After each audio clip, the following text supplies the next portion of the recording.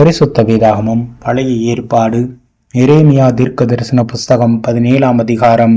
யூதாவின் பாவம் இரும்பெழுத்தாணியினாலும் வைரத்தின் நுனியினாலும் எழுதப்பட்டு அவர்களுடைய இருதயத்தின் பலகையிலும் விண்கள் பலிபீடங்களுடைய கொம்புகளிலும் பதிந்திருக்கிறது.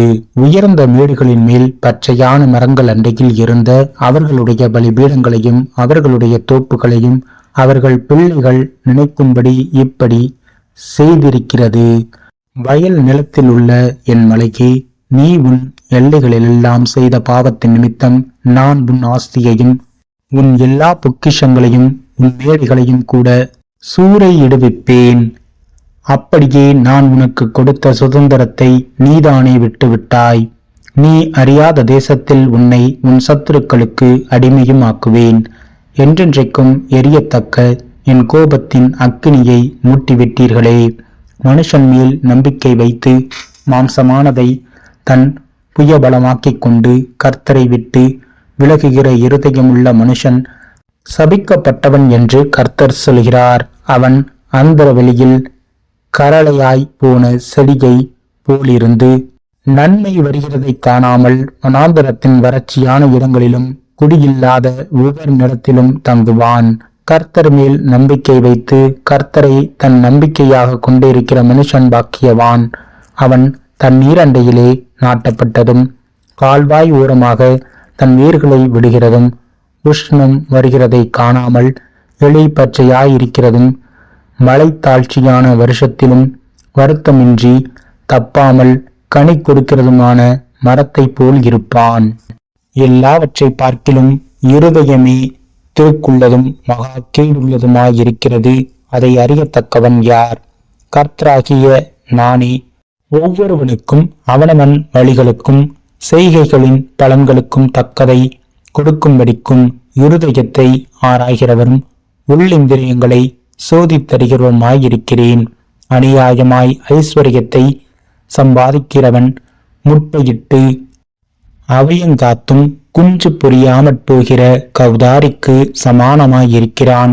அவன் தன் பாதி வயதிலே அதை விட்டு தன் முடிவிலே மூடனாயிருப்பான்.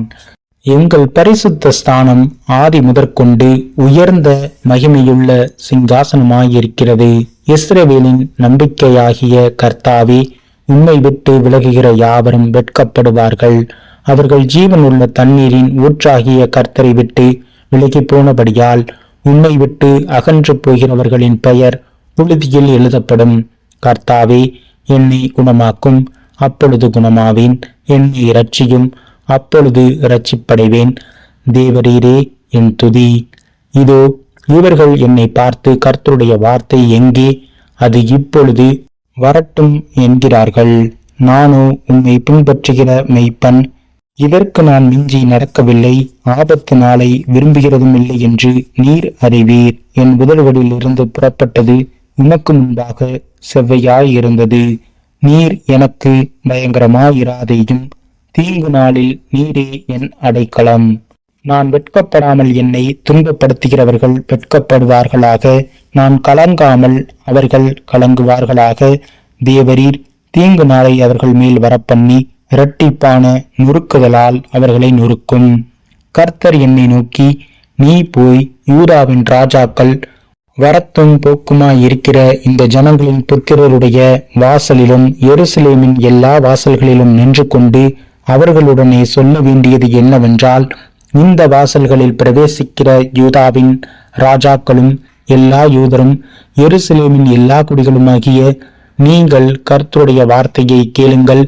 நீங்கள் ஓய்வு நாளில் சுமைகளை எடுத்து அவைகளை எருசலேமின் வாசல்களுக்குள் கொண்டு வராதபடிக்கும், ஓய்வு நாளில் உங்கள் வீடுகளிலிருந்து சுமையை வெளியே கொண்டு போகாதபடிக்கும், ஒரு வேலையையும் செய்யாதபடிக்கும் உங்கள் ஆத்துமாக்களுக்காக எச்சரிக்கையாயிருந்து நான் உங்கள் பிதாக்களுக்கு கட்டளையிட்டபடி ஓய்வு நாளை பரிசுத்தமாக்குங்கள் என்று கர்த்தர் சொல்கிறார். அவர்களோ கேளாமலும் தங்கள் செவிகளை சாயாமலும் போய் கேளாதபடிக்கும் புத்தியை ஏற்றுக்கொள்ளாதபடிக்கும் தங்கள் கழுத்தை கடினப்படுத்தினார்கள். நீங்களோவெனில் ஓய்வு நாளில் இந்த நகரத்தின் வாசல்களுக்குள்ளே சுமையை கொண்டு வராதபடிக்கும் ஓய்வு நாளில் ஒரு வேலையையும் செய்யாமல் அதை பரிசுத்தமாக்கும்படிக்கும் என் சொல்லை கேட்பீர்களானால், அப்பொழுது தாவீதின் சிங்காசனத்தில் உட்கார்ந்திருக்கிறவர்களுக்கும் ரதங்களின் மேலும் குதிரைகளின் மேலும் ஏறுகிறவர்களும் ஆகிய ராஜாக்களும் ராஜகுமாரர்களும் அவர்கள் பிரபுக்களும் யூதாவின் மனுஷரும் எருசலேமின் குடிகளும் இந்த நகரத்தின் வாசலுக்குள் பிரவேசிப்பார்கள். இந்த நகரமும் என்றென்றைக்கும் குடியுள்ளதாயிருக்கும். யூதாவின் பட்டணங்களிலும் எருசலேமின் சுற்றுப்புறமான ஊர்களிலும் பென்யமின் தேசத்திலும் பள்ளத்தாக்கான சீமையிலும் மலைநாட்டிலும் தெற்கிலும் இருந்து ஜனங்கள் சர்வாங்க தகனங்களையும் பலிகளையும் போஜன பலிகளையும் தூப வர்க்கங்களையும் ஸ்தோத்திர பலிகளையும் கர்த்தருடைய ஆலயத்துக்கு கொண்டு வருவார்கள். நீங்கள் ஓய்வு நாளை பரிசுத்தமாக்கும்படிக்கும் ஓய்வு நாளிலே சுமையை எருசலேமின் வாசல்களுக்குள் எடுத்து வராதிருக்கும்படிக்கும் என் சொல்லை கேளாமற் போனீர்களாகில் நான் அதன் வாசல்களில் தீ கொளுத்துவேன். அது எருசலேமின் அரமனைகளை பட்சித்தும் அவிந்து போகாதிருக்கும் என்று கர்த்தர் சொல்கிறார்.